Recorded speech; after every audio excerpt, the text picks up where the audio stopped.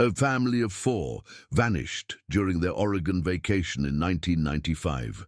7 years later, a new homeowner found something in the attic that changed everything we thought we knew about their disappearance. Before we dive into this chilling mystery, make sure to subscribe and hit that notification bell, because the stories I uncover will keep you awake at night. Trust me, you won't want to miss what happens next.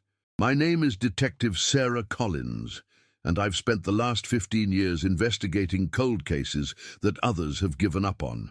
But there's one case that still haunts my dreams, one family whose disappearance defied every logical explanation we could construct.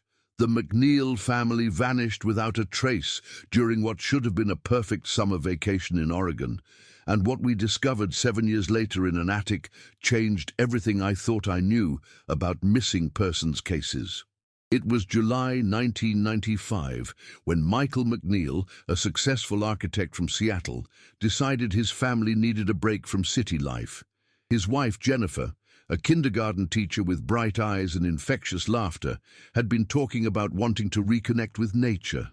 Their children, Emma, who was 8 with pigtails that bounced when she ran, and little David, who had just turned 5 and still carried his worn teddy bear everywhere, were excited about their first real camping adventure.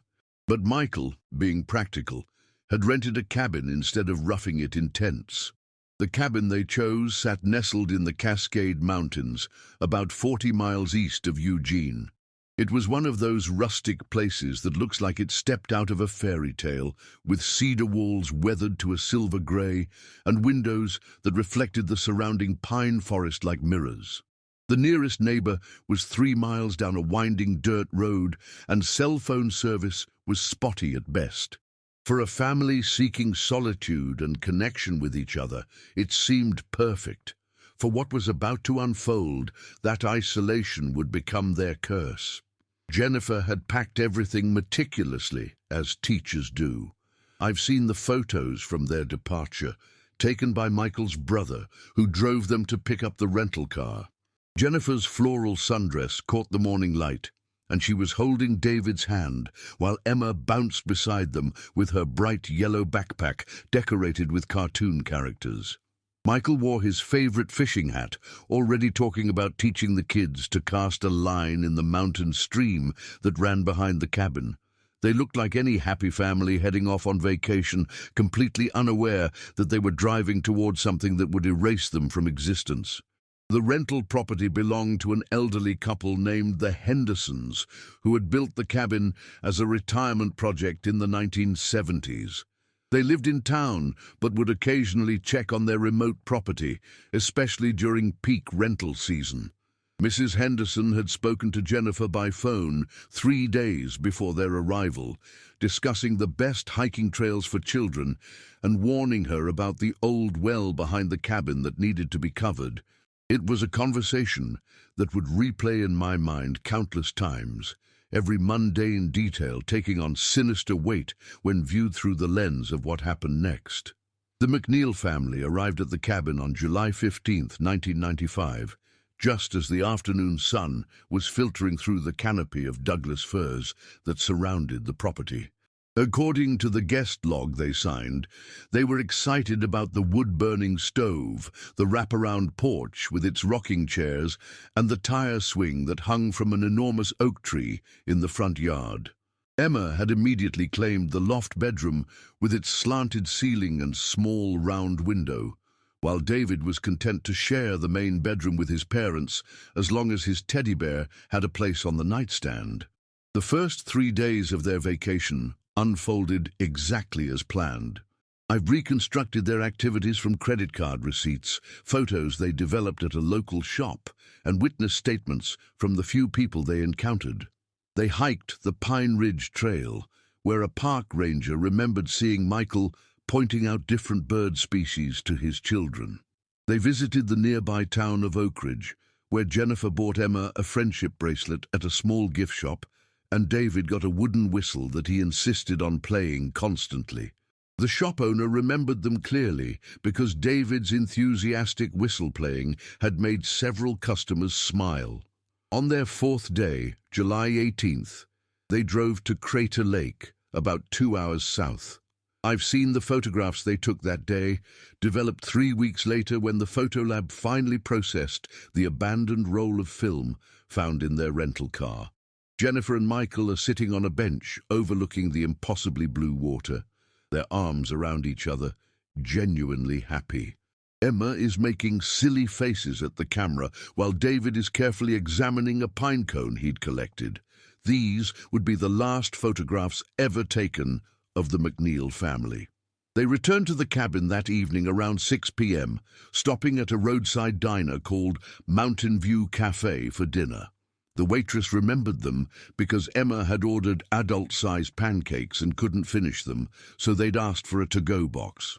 Michael had left a generous tip and mentioned they were planning to have a quiet evening at the cabin, maybe roast marshmallows over the fire pit. Jennifer had been looking forward to reading while the children played board games.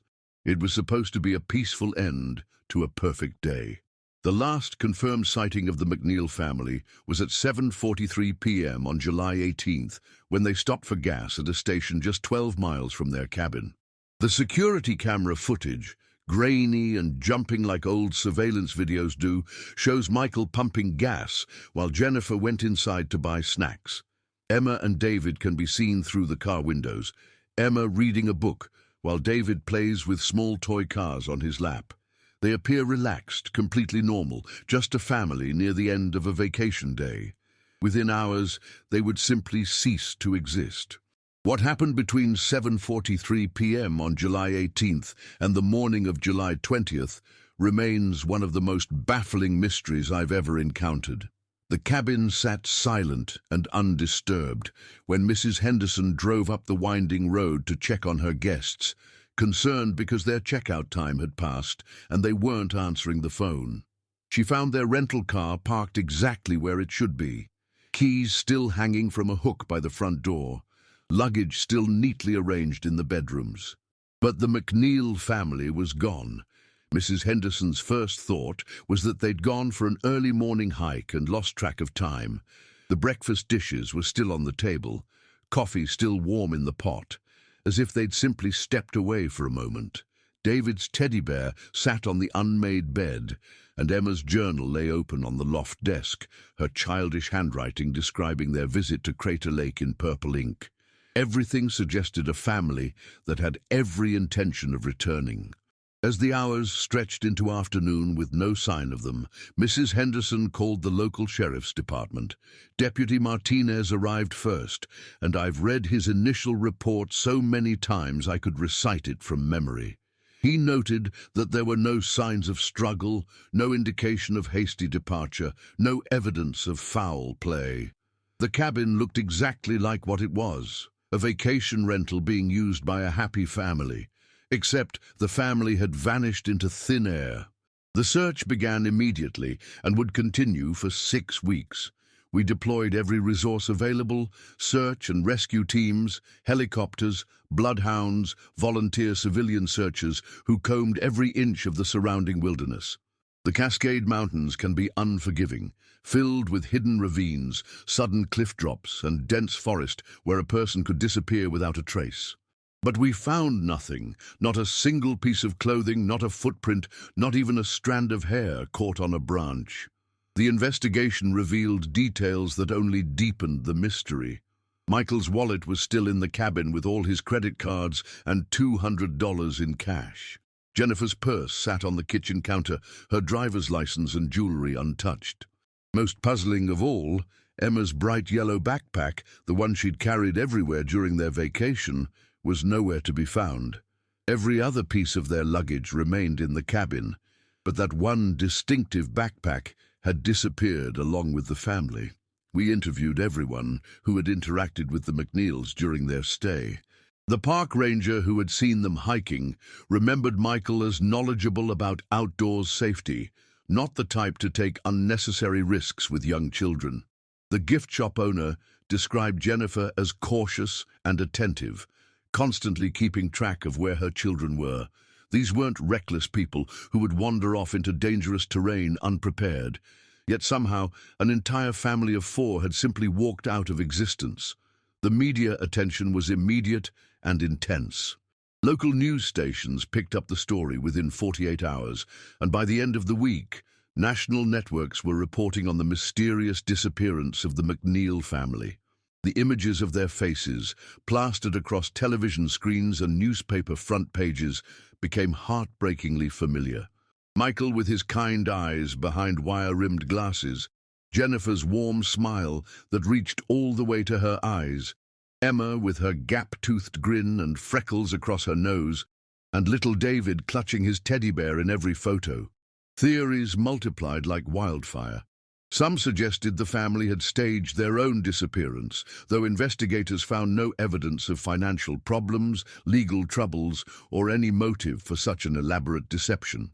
Others proposed that they had encountered criminals in the remote area, though no similar crimes had been reported and nothing was stolen from the cabin. The most persistent theory involved the wilderness itself, that the family had gone for a walk and become lost in the vast forest, their bodies eventually claimed by the mountain environment. But I couldn't shake the feeling that something was fundamentally wrong with every explanation we considered. Families don't just vanish from locked cabins with their belongings undisturbed. Children don't disappear without leaving behind any trace of their presence. Emma's missing backpack haunted me particularly because it suggested intentionality, as if someone had specifically taken that one item for a reason we couldn't understand. The search teams expanded their radius week by week, eventually covering over 300 square miles of rugged terrain. We found hiking boots that didn't belong to the McNeils, a child's jacket that raised hopes until DNA testing ruled it out, and dozens of false leads that led nowhere. Local psychics emerged claiming to have visions of the family's location, sending search teams on wild chases to empty clearings and abandoned mine shafts.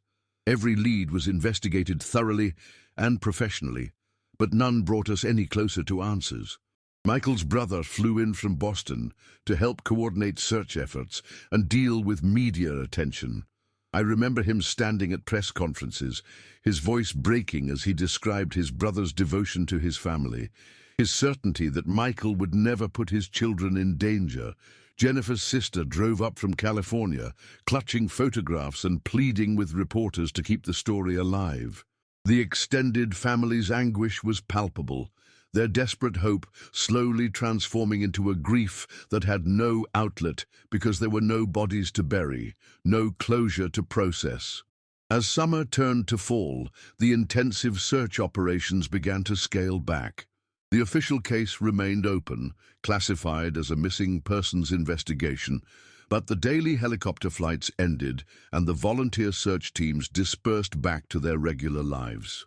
The cabin was sealed with police tape and would remain untouched for months, while investigators held on to hope that some evidence might yet emerge. The McNeil family had become a statistic, another unsolved disappearance in a country where thousands of people vanish every year without explanation. The investigation continued for 2 more years, though with decreasing intensity as other cases demanded attention and resources. I was assigned as the lead detective in early 1996, inheriting a file that had already grown to over 800 pages of reports, witness statements, search documentation, and dead-end leads. Reading through everything for the first time, I felt the same chill that had affected every investigator who'd worked the case. The McNeil family hadn't just disappeared. They had been erased so completely it was as if they'd never existed at all. I approached the case with fresh eyes, re-interviewing witnesses and re-examining every piece of evidence. The rental car yielded no useful forensic information beyond confirming that the family had returned from their Crater Lake trip exactly as the diner waitress had described. The cabin was processed multiple times by different forensic teams, but beyond the family's own fingerprints and DNA, we found nothing unusual. The surrounding area was searched with ground-penetrating radar, thermal imaging, and even experimental electromagnetic detection equipment, all yielding negative results.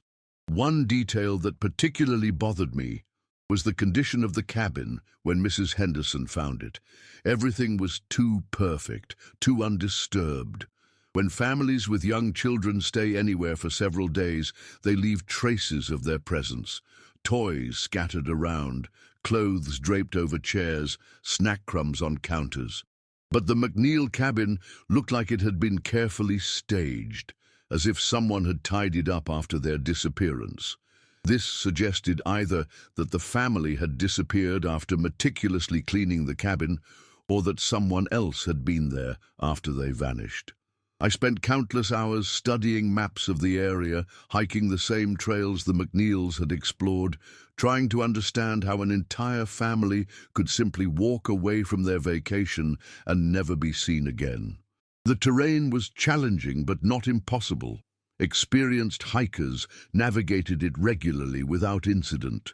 The weather during their disappearance had been mild and clear, with no storms or other conditions that might have created sudden danger. Every rational explanation I considered fell apart under scrutiny. The case generated tips from around the country as the story gained national attention. People reported seeing the McNeil family in gas stations in Nevada, shopping malls in Colorado, beach towns in California. Each sighting was investigated and ultimately ruled out through timeline analysis or definitive proof that the reported individuals were different families entirely.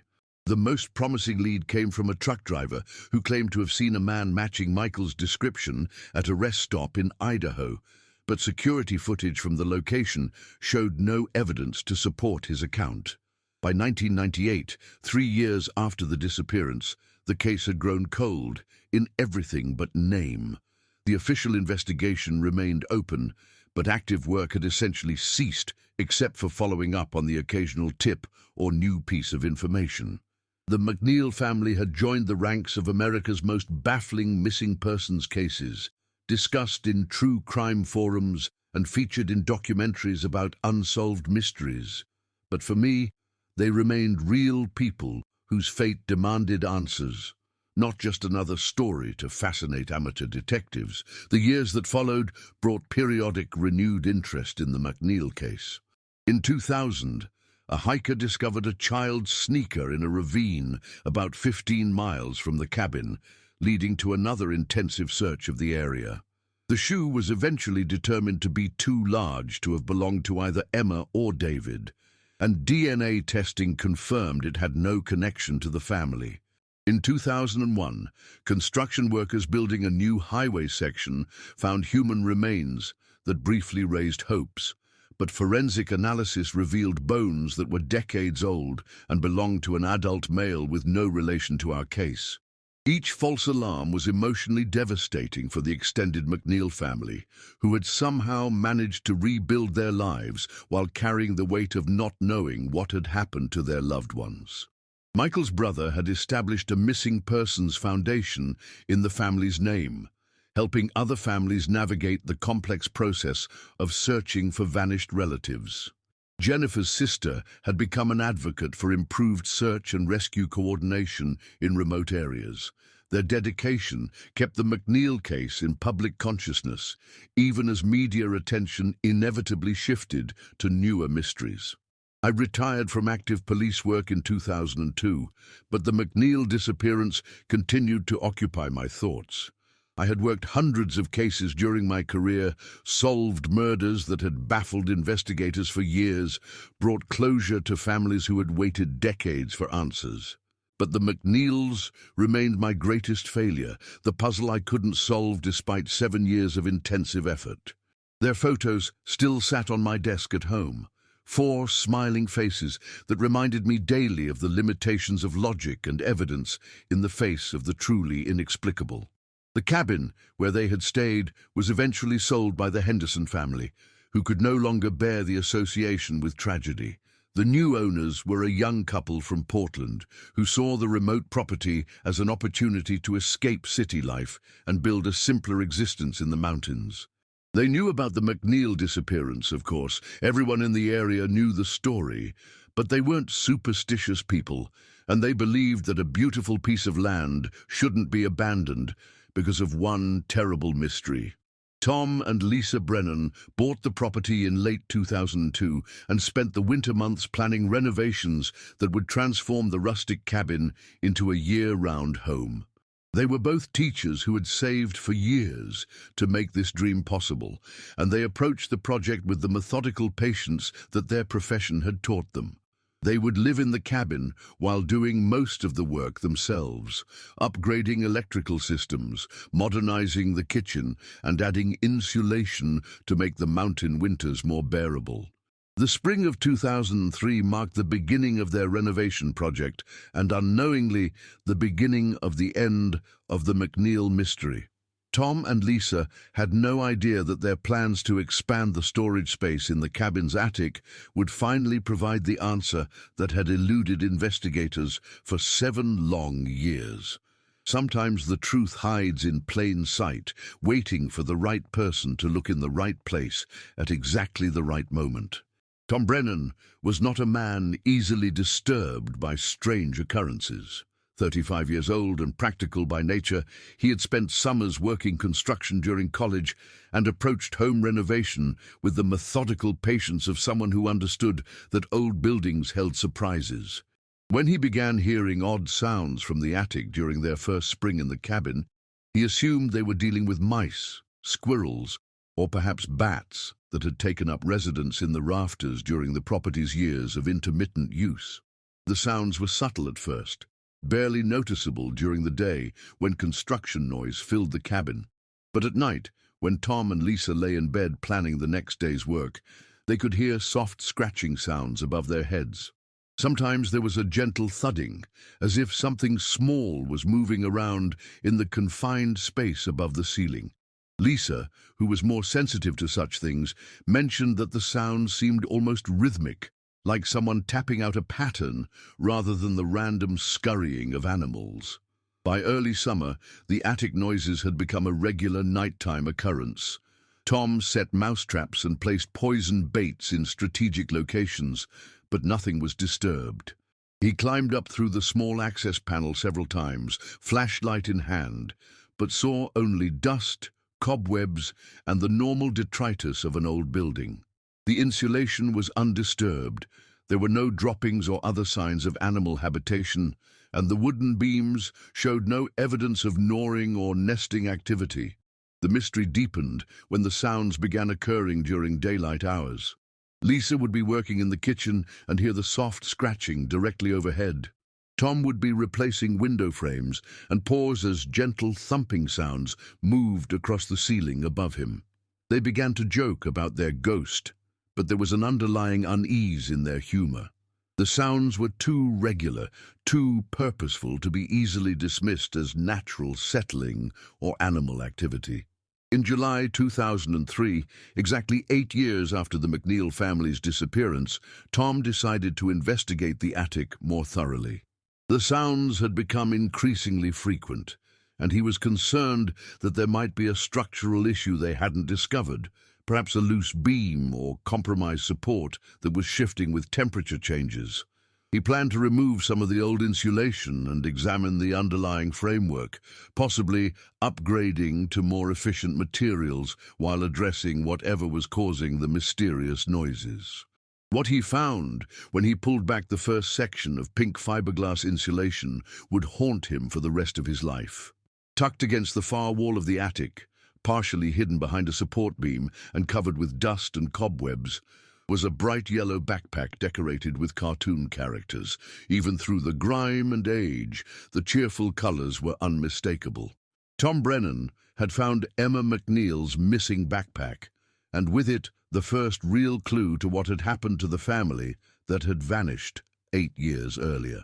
The discovery of Emma's backpack sent shockwaves through the law enforcement community and reopened the McNeil investigation with an intensity that surpassed even the original search efforts. I was contacted within hours of Tom Brennan's call to the sheriff's department, and I drove to the cabin that same afternoon, my hands shaking as I made the 3-hour journey from my home in Portland. After 8 years of wondering, we finally had physical evidence that might lead to answers. The backpack was carefully removed from the attic by forensic specialists, every procedure documented with photographs and detailed notes. The item was exactly as it had been described by Emma's family, bright yellow with cartoon characters and the distinctive worn spot on one strap where she had habitually adjusted it. Inside, investigators found treasures that painted a heartbreaking picture of an 8-year-old's vacation. Smooth river rocks she had collected, a pressed flower from one of their hikes, postcards from Crater Lake that she had planned to send to friends, and a small notebook filled with her observations about their trip written in careful cursive handwriting. But the backpack also contained items that chilled me to the bone. Hidden in an interior pocket was a folded piece of paper with a message written in Emma's distinctive purple ink. "We are safe, but we cannot come back. Please tell Grandma we love her." The handwriting was analyzed and confirmed to be Emma's, but the message itself raised more questions than it answered. Why would an 8-year-old write such a note?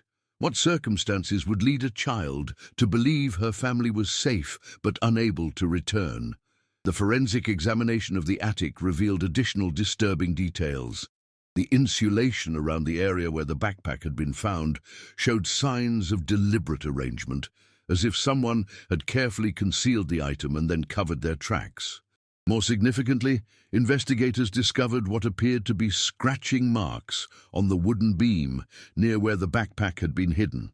The marks were shallow and random, consistent with fingernails dragging across the wood surface.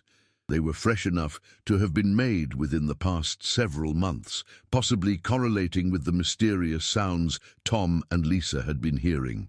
The implications were staggering.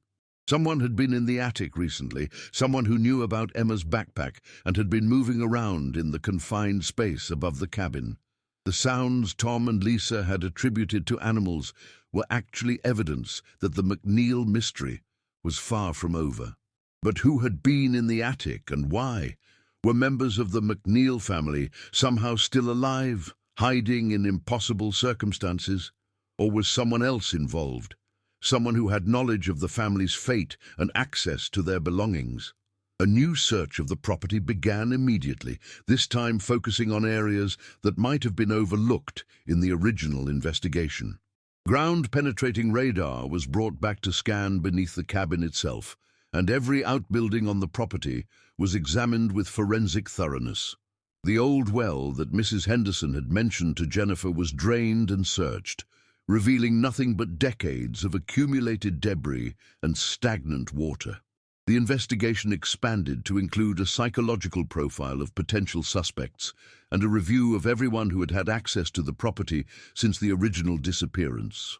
The Henderson family was re-interviewed, though they had solid alibis and no conceivable motive for involvement. Previous renters were tracked down and questioned, their backgrounds checked for any connection to the McNeil family or history of criminal behavior. Every lead was pursued with the desperate hope that Emma's backpack would finally unlock the secret of what had happened to her family. The breakthrough came 3 weeks later, when a construction crew arrived to help Tom and Lisa with the more complex aspects of their renovation project. The workers were installing additional support beams in the attic to accommodate a planned expansion when one of them noticed something odd about the far wall of the space. What appeared to be solid wood planking actually showed signs of recent modification, with several boards that didn't quite match the aged patina of the surrounding lumber. When the newer boards were carefully removed, investigators made a discovery that defied every theory we had constructed about the McNeil family's disappearance. Behind the false wall was a small, cramped space that had been deliberately concealed, just large enough for a person to hide in extremely uncomfortable conditions. The space contained evidence of recent habitation: empty food containers, plastic water bottles, and makeshift bedding that appeared to have been used within the past several months.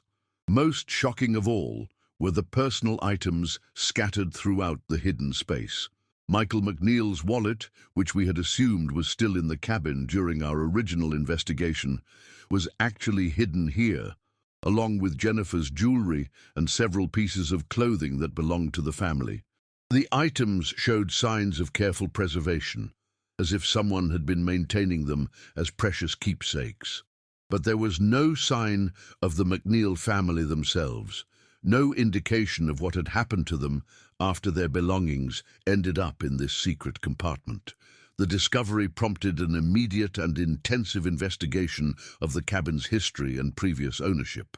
Records revealed that the property had changed hands several times before the Hendersons purchased it in the 1970s, and one previous owner had made modifications to the structure that weren't reflected in official building permits.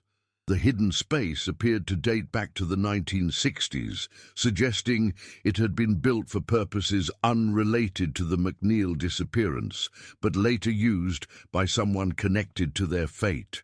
DNA analysis of the hidden space yielded traces of biological material from multiple individuals, including confirmed matches to hair samples from the McNeil family members.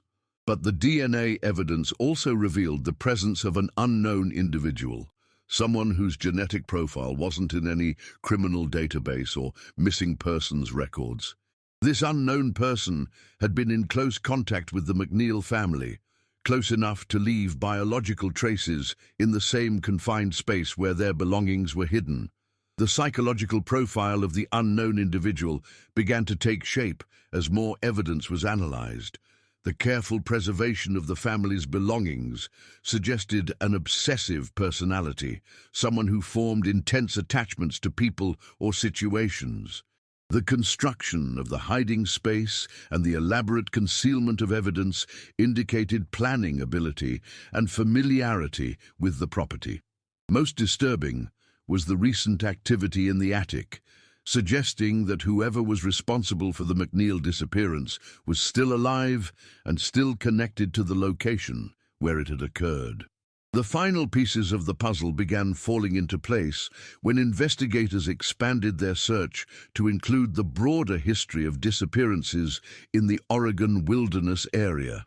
What they discovered was a pattern that had been overlooked because the incidents occurred over decades and across different jurisdictions. Since the 1970s, at least 6 other families or groups had vanished without explanation while visiting remote areas within a 50-mile radius of the McNeil cabin. Each case had been investigated separately, filed away as unsolved mysteries, attributed to the dangerous wilderness environment. But when examined together, the disappearances revealed disturbing similarities. In each case, the missing individuals had been staying in rental properties or camping in areas that had limited access and minimal oversight. Personal belongings were sometimes left behind in ways that suggested hasty but organized departure, rather than accidental abandonment. Most significantly, several of the disappearances had occurred near properties that shared ownership history with the McNeil cabin, all connected through a complex web of sales and transfers that led back to a single individual. The name that emerged from the property records was Harold Vance, a man in his 70s who had lived in the Oregon mountains for over 40 years. Vance had been a caretaker and handyman for various remote properties, including the cabin where the McNeils stayed. He had access to multiple locations where disappearances had occurred, and his work history put him in contact with families and groups who were visiting the area during the time periods when they vanished. When investigators finally located Vance at a small farmhouse about 20 miles from the McNeil cabin, they found a man whose mental state had deteriorated significantly over the years. He was living alone in conditions that suggested severe paranoia and possible schizophrenia, surrounded by newspaper clippings about the various disappearances and what appeared to be detailed journals documenting his observations of the missing families. But Vance himself was in no condition to provide coherent answers about what had happened to the McNeil family or any of the other disappeared individuals. The journals, written in Vance's increasingly erratic handwriting, revealed the mind of someone who had become obsessed with the families who visited his territory. He wrote about watching them, learning their routines and what he described as protecting them from the dangers of the outside world. The entries became more disturbing as they progressed through the years, suggesting that Vance's definition of protection had evolved into something far more sinister. But the journals stopped abruptly in 2001, and there was no direct confession or explanation of what had actually happened to the McNeil family.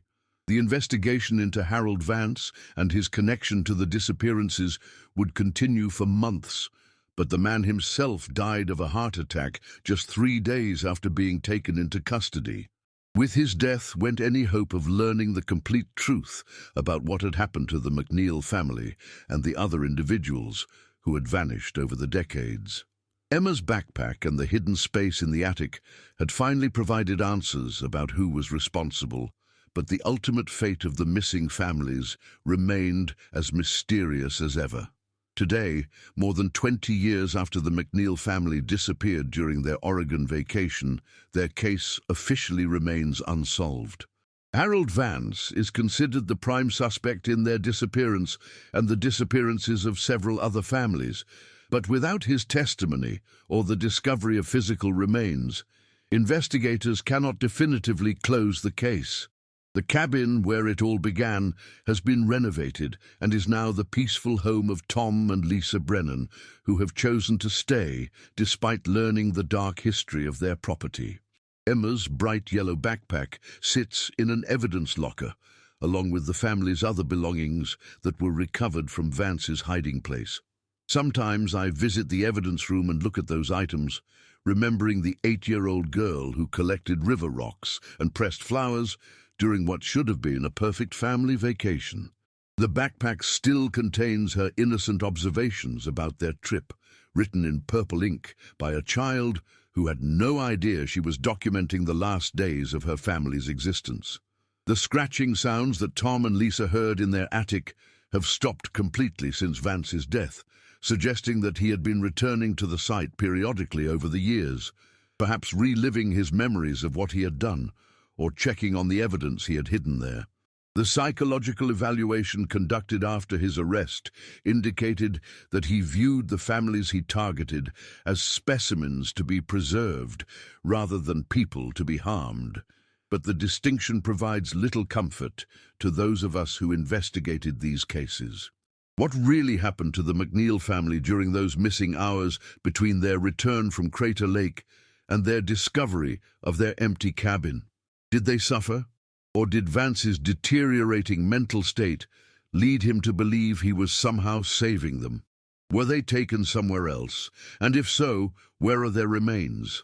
These questions continue to haunt everyone who worked on the case, and I suspect they always will. The mountain wilderness of Oregon keeps its secrets well, and some mysteries are perhaps meant to remain unsolved. But Emma McNeil's backpack, with its collection of vacation treasures and her heartbreaking message about being safe but unable to return, serves as a reminder that truth has a way of surfacing when we least expect it. Sometimes it takes 8 years and a family looking to build their dream home to uncover evidence that changes everything we thought we knew about a case. What that really happened to the McNeil family? Did Harold Vance kill them, or is there still a chance they might be alive somewhere held captive for over 2 decades? Leave your theory in the comments below, and don't forget to subscribe for more investigations into cases that authorities couldn't solve. But Harold Vance's death was not the end of our investigation. It was, in many ways, just the beginning of something far more disturbing than we had ever imagined. 3 days after his funeral, which was attended only by a court-appointed representative and myself, we received a call that would shatter everything we thought we understood about the McNeil case. A woman named Margaret Torres contacted our department, claiming to be Vance's estranged niece and the sole inheritor of his property. Margaret had driven up from California to deal with her uncle's estate, expecting to find a simple mountain property that she could quickly sell. What she discovered instead was a nightmare that had been hiding in plain sight for decades. Vance's farmhouse, which investigators had searched following his arrest, revealed its true secrets only when Margaret began the process of cleaning out 40 years of accumulated possessions. Hidden behind a false wall in the basement, she found what can only be described as a shrine to his victims. The basement room was approximately 12 feet by 8 feet, with no windows and only one entrance concealed behind a bookshelf that moved on hidden hinges. The walls were covered with photographs, hundreds of them, showing families and individuals who had visited the mountain properties where Vance worked. But these weren't casual snapshots. They were surveillance photos taken with telephoto lenses from concealed positions, documenting every movement of his targets over the course of their stays. The photographs were organized with obsessive precision, mounted in albums labeled with dates and locations. I spent hours studying those images, my stomach churning as I realized we were looking at evidence of stalking behavior that spanned 4 decades. Vance had been watching families, learning their routines, studying their interactions, and documenting their every move like a scientist observing laboratory specimens. The McNeil family occupied an entire album with photos taken from the moment they arrived at the cabin until hours before their disappearance. But the photographs were just the beginning of what we found in Vance's secret room. Along one wall stood a series of filing cabinets containing detailed dossiers on each family he had observed. The McNeil file was 3 inches thick, filled with handwritten notes about their daily activities, their conversations overheard through listening devices, and psychological profiles that demonstrated Vance's disturbing insight into human behavior. He had noted Jennifer's tendency to worry about her children's safety, Michael's protective instincts, and even Emma's habit of writing in her journal each night before bed. The most chilling discovery was a collection of audio recordings stored in a locked cabinet. Vance had somehow managed to plant listening devices in the rental properties, allowing him to eavesdrop on private family conversations during their stays. The recordings of the McNeil family's final days were almost unbearable to listen to.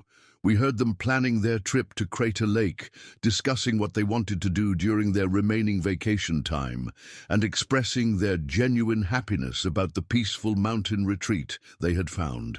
The final recording in the McNeil collection was dated July 18, 1995, the night they disappeared.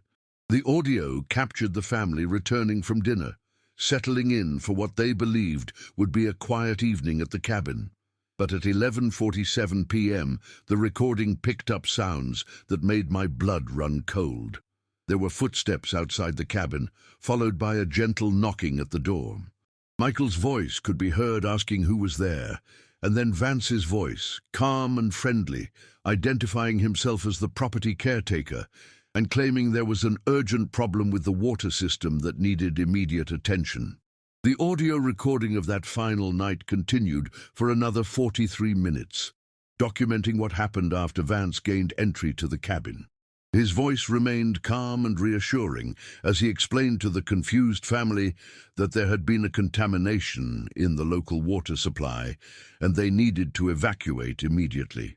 He told them it was a temporary precaution, that they would be taken to a safe location and could return in a few days once the situation was resolved.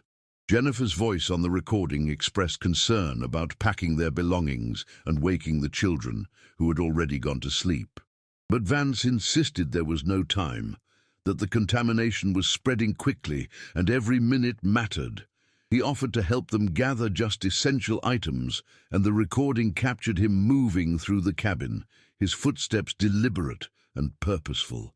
At one point, Emma's sleepy voice could be heard asking her mother what was happening, and Jennifer's reassuring response that they were just going on a little adventure.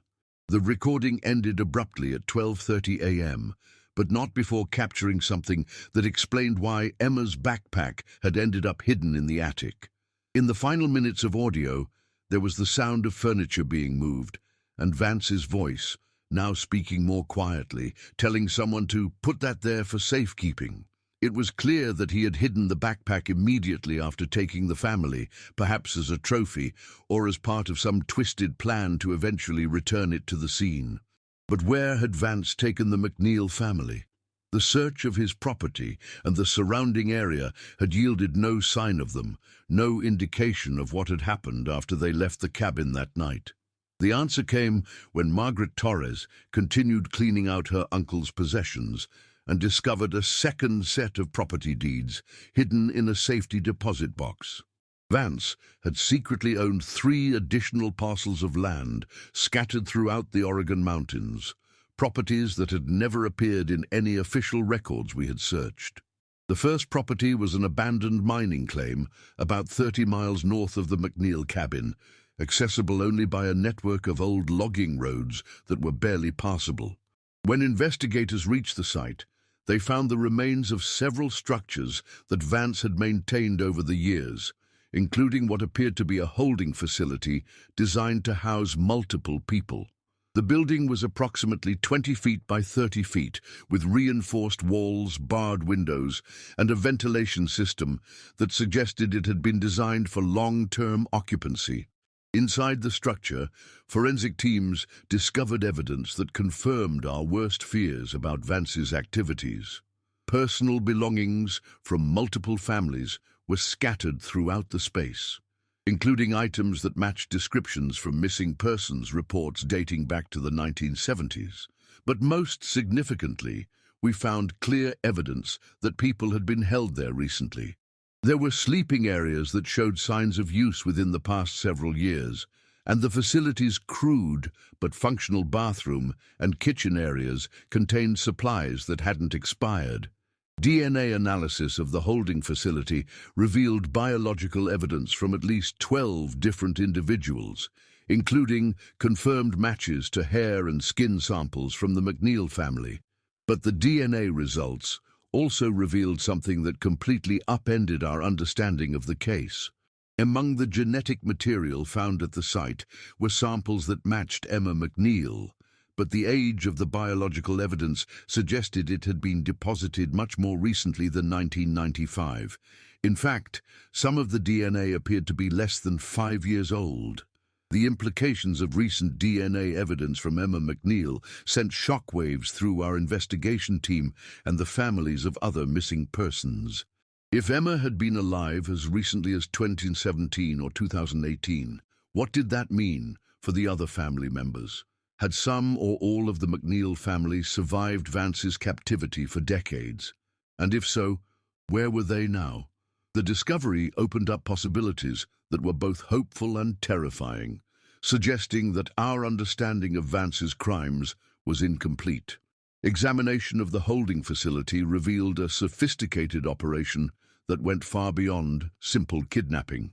Vance had constructed multiple rooms within the structure, each apparently designed for different purposes.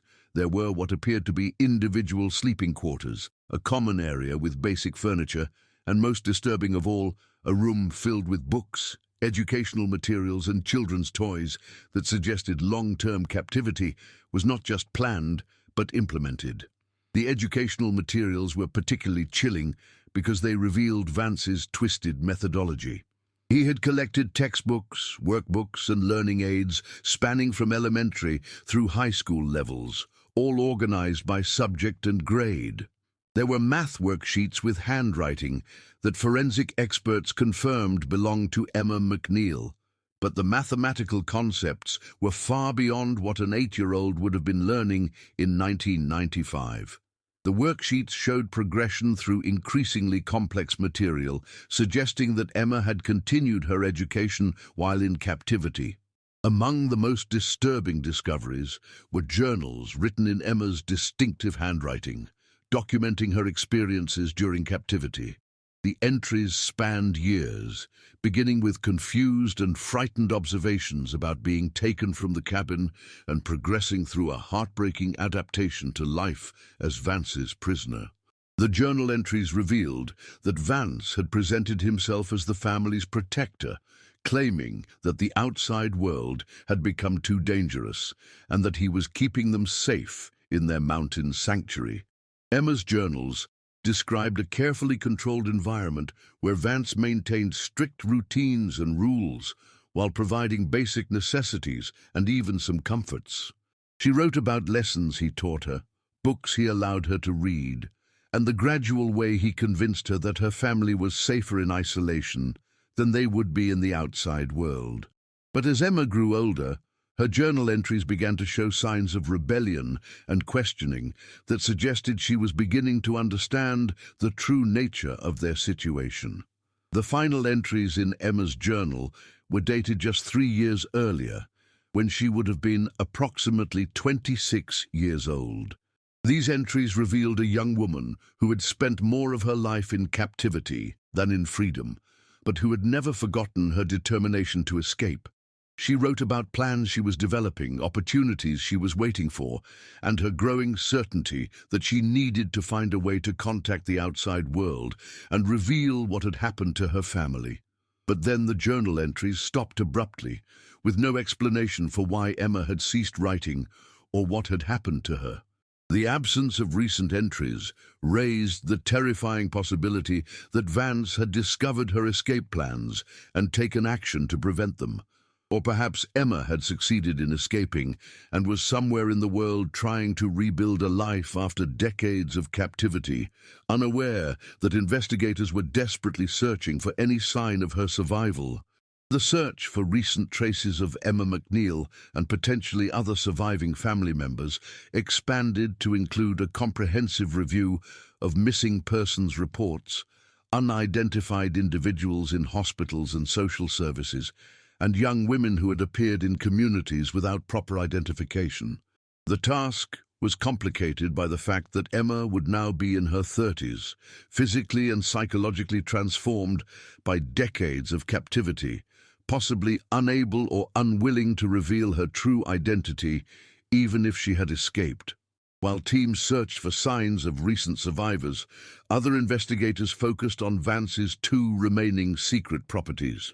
The second location was an isolated cabin built into the side of a mountain ridge, accessible only by a narrow trail that wound through dense forest for over 2 miles.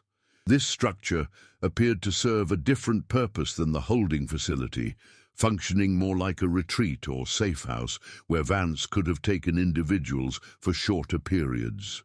The mountain cabin contained evidence of recent habitation, including food supplies, clothing, and personal items that suggested someone had been living there within the past year.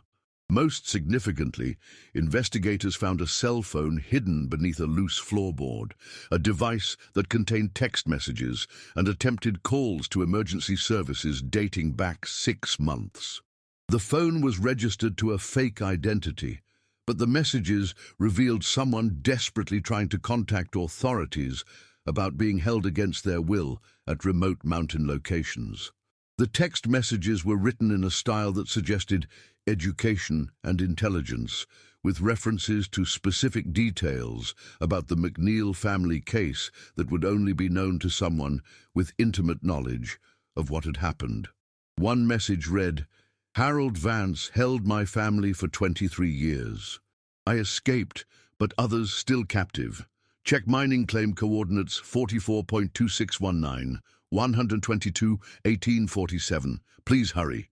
The coordinates matched exactly with the location of Vance's first secret property, confirming that whoever sent the messages had direct knowledge of his operation. Phone records revealed that the messages had been sent during a 2-week period in March 2019, approximately 6 months before Vance's death. The timing suggested that someone had escaped from his custody while he was still alive, possibly triggering the deterioration in his mental state that investigators had observed during his final months. But despite multiple attempts to contact emergency services, none of the messages had been received due to the remote location and poor cell phone coverage in the mountain terrain. The third and final property, owned secretly by Vance, was the most remote and disturbing of all.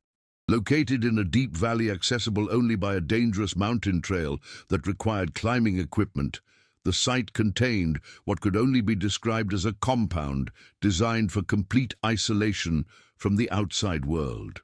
There were multiple structures connected by covered walkways, extensive gardens for food production, and even a small hydroelectric system powered by a mountain stream. This compound showed clear evidence of recent occupation by multiple individuals. There were at least 6 separate living quarters, each containing personal belongings and showing signs of individual customization that suggested long-term residence. The main building contained a common kitchen and dining area where investigators found a meal schedule posted on the wall with names assigned to different cooking and cleaning duties. Among the names listed were Emma, David, Jennifer, and Michael, suggesting that the entire McNeil family might have been alive at this location as recently as a few months ago. The discovery of the compound where the McNeil family names appeared on duty rosters marked the most significant breakthrough in the case, since Emma's backpack had been found in the attic. Forensic teams worked around the clock to process every inch of the site, collecting DNA evidence, fingerprints, and any other traces that might confirm the identities of recent occupants. The results exceeded our most optimistic hopes and confirmed our worst fears about what Vance had been doing to his victims for decades. DNA analysis confirmed that all 4 McNeil family members had been present at the compound within the past year. Hair samples, skin cells, and other biological evidence placed Jennifer, Michael, Emma, and David at the site long after they were supposed to have died. But the evidence also revealed something that fundamentally changed our understanding of Vance's psychology and methods. He hadn't simply been holding families captive, he had been attempting to create some kind of twisted utopian community where he controlled every aspect of his victims' lives. The personal belongings found in each living quarter told individual stories of survival and adaptation. Emma's room contained dozens of books, art supplies, and what appeared to be a manuscript she had been writing about her experiences. David's quarters showed evidence of a young man who had grown from a 5-year-old child into adulthood while in captivity, with possessions ranging from childhood toys to technical manuals and computer equipment that suggested he had developed sophisticated skills during his confinement. Jennifer's room contained teaching materials and lesson plans, indicating that she had continued working as an educator even while held captive, possibly teaching other victims' children or her own son as he grew up in the compound. Michael's quarters held architectural drawings and construction plans, suggesting that Vance had utilized his professional skills to expand and improve the facilities over the years. The evidence painted a picture of a family that had found ways to maintain their identities and skills despite decades of imprisonment. But the most shocking discovery was evidence that the McNeil family had not been Vance's only long-term captives.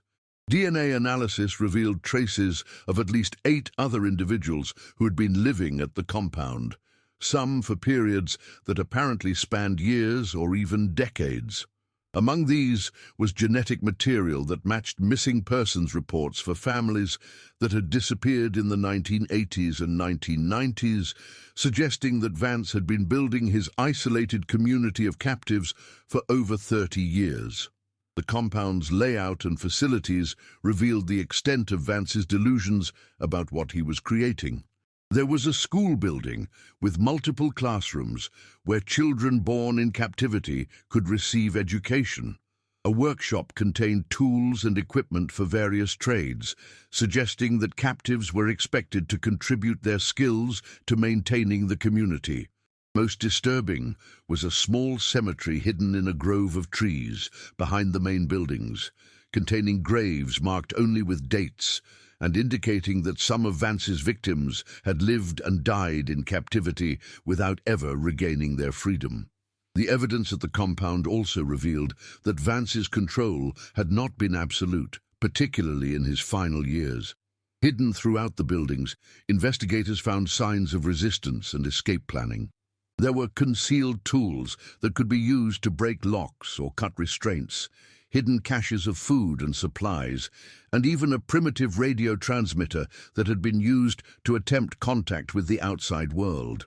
The failed text messages from the mountain cabin now made sense as part of a broader pattern of escape attempts by increasingly desperate captives. Most significantly, the compound appeared to have been abandoned hastily and recently. Meals were left half-finished in the dining hall. Personal belongings were scattered as if people had grabbed only essentials before fleeing, and several of the buildings showed signs of deliberate sabotage that suggested the captives had destroyed evidence or facilities as they escaped. The timeline indicated that the mass escape had occurred shortly after our arrest of Harold Vance, when news of his capture might have reached the compound and convinced the captives that rescue was finally possible. But where had they gone? After decades of captivity in remote mountain locations, how would the McNeil family and other survivors navigate a world that had changed dramatically since their disappearance? And most importantly, were they still alive somewhere, trying to rebuild lives that had been stolen from them? Or had the challenges of survival in the wilderness proven too much for people who had been isolated from society for so long? The compound had given us answers about what had happened to the missing families, but it had also created new questions about their ultimate fate that were perhaps even more urgent than the original mystery.